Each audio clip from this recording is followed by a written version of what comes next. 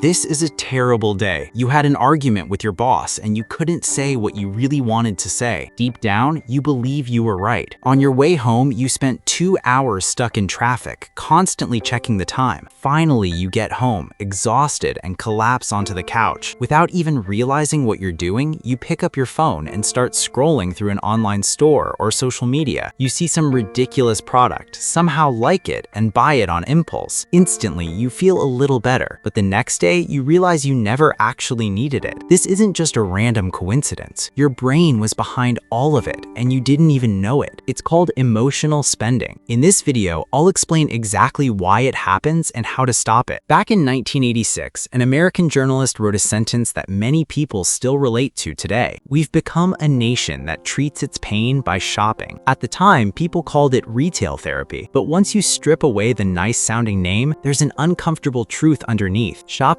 isn't therapy. It's only a temporary escape. So why does your brain do this? Reason number 1, dopamine, the feel-good chemical. When you're stressed about uncertain outcomes, or you're upset after arguing with your boss, your brain releases a stress hormone called cortisol. Cortisol is basically your brain saying, something is wrong, fix it. That's when your brain starts looking for the fastest possible escape. Shopping equals dopamine equals instant relief. But here's the interesting part. The biggest dopamine rush doesn't happen when the package arrives. It happens while you're browsing online, looking through store displays, filling up your shopping cart, or walking into a store after staring at something in the window. It's almost like something is pushing you. That moment of anticipation, that's when dopamine peaks. Then it fades. The bad feelings come back. So you shop again. That's exactly how addiction works. Reason number 2, you're trying to regain control. When you're overwhelmed by stress, it feels like nothing is under your control. Your boss, traffic, the news, an argument with a friend or partner, you can't control any of those. But shopping, that you can control. You're the one making the decision. You're the one choosing. You're the one deciding whether to buy something or not. Even if that feeling of control is tiny, your brain craves it like water in the desert. Imagine you're feeling terrible and can't sit still. You open Instagram and mindlessly scroll. Suddenly, you see some trendy, completely unnecessary product, maybe a sock folding machine. You buy it for no real reason. I guarantee you'll probably never even use it. It'll end up in the trash. Reason number 3, you're trying to fill an emotional void. There's a psychological theory that says there's always a gap between who you are and who you wish you were. That gap creates anxiety. Your brain tries to fill it by buying things. Feeling lonely? You buy something. Feel like you're not successful or wealthy enough? You buy something expensive. For a few minutes, objects replace emotions. For example, you see your friends looking stylish and suddenly you feel bad about yourself. Even though your closet is already full of clothes, you go buy new ones anyway, even though you didn't actually need them. But there's another reason why online shopping is even more dangerous. There's a psychological phenomenon called the pain of paying. When you hand over physical cash, your brain experiences real psychological pain. That pain naturally makes you think twice, but when you pay with a card or your phone, that pain almost disappears. You don't actually see the money leaving your hands. It doesn't feel real. That's why online shopping is so easy. That's why buy now, pay later is so dangerous. Your brain almost feels like it's getting everything for free. And the statistics are fascinating. 80% of people shop at least once a month to improve their mood. 63% say their emotions directly influence their buying decisions. 44% regret emotional purchases and end up facing serious financial problems. That means roughly 8 out of every 10 people do this. This isn't a personal flaw. It's part of human psychology. When does it become dangerous? Buying yourself something small once in a while isn't necessarily bad. In fact, rewarding yourself after accomplishing something can be healthy. The real problem begins when shopping becomes your only way of calming yourself down. That's when you'll notice things like, after every stressful situation, your first thought is shopping. You keep buying things you never use. You feel guilty or ashamed afterward. You hide your purchases from other people. You're already in debt, yet you keep buying. This has a name, compulsive buying disorder, and many people suffer from it without even realizing it. So how do you stop falling into the trap? Solution number 1, the 24-hour rule. Whenever you want to buy something, put it on a waiting list. Wait 24 hours. I can almost guarantee that about 80% of the time, you won't even want it the next day. The remaining 20%, you probably actually needed it. For example, if you give that sock folding machine just one day, chances are you won't even remember the post, let alone want to buy it. Solution number 2, surf the urge. When the urge to buy appears, don't fight it, just observe it. Tell yourself, right now I have a strong urge to buy that sock folding machine. Rate the urge from 1 to 10, then wait 10 to 15 minutes. Although honestly, the urge to buy a sock folding machine probably won't even last 5. Urges are like waves. They rise, they peak, then they fade. If you don't react immediately, they'll pass on their own. Solution number 3, bring back the pain of paying. Whenever possible, use cash for everyday purchases. Watching physical money leave your hands makes your brain feel the cost much more strongly. That discomfort is your brain's natural braking system. Don't disable it, especially when you're shopping in person. Solution number 4, create digital friction. Delete shopping apps from your phone. Remove your saved credit or debit card information. Unsubscribe from promotional emails. Unfollow shopping accounts on Instagram and TikTok. Or if you genuinely need those stores, save them somewhere instead of keeping them constantly in front of you. The harder you make shopping, the less you'll do it. Solution number 5, find healthier alternatives. The next time you're stressed, upset, or feeling down, instead of shopping, take a 10-minute walk, talk to a friend, take a warm shower. Write your thoughts down. You'll save money, feel better, and grow as a person at the same time. Your brain is looking for dopamine, but shopping isn't the only source of dopamine. There are much healthier ways to get it. Solution number 6, recognize your brain's excuses. Whenever your brain wants you to shop, it'll come up with excuses. For example, I've had a hard day. I deserve this. But what you really deserve isn't another purchase. You deserve peace, not financial self-sabotage. Or maybe your brain says, just this once. But every time you give in, it becomes easier to give in next time. Or you see a discount and think it'll cost more later. Instead, remind yourself that's just a marketing tactic. Once you recognize these thoughts, they lose much of their power over you. So the next time you've had a terrible day and instinctively reach for your phone to buy something, remember, your brain is simply looking for a quick escape. But now that you understand how it works, you can choose not to let it control you. If you found this video helpful, leave a like. And if you don't want to miss future videos, make sure to subscribe to the channel.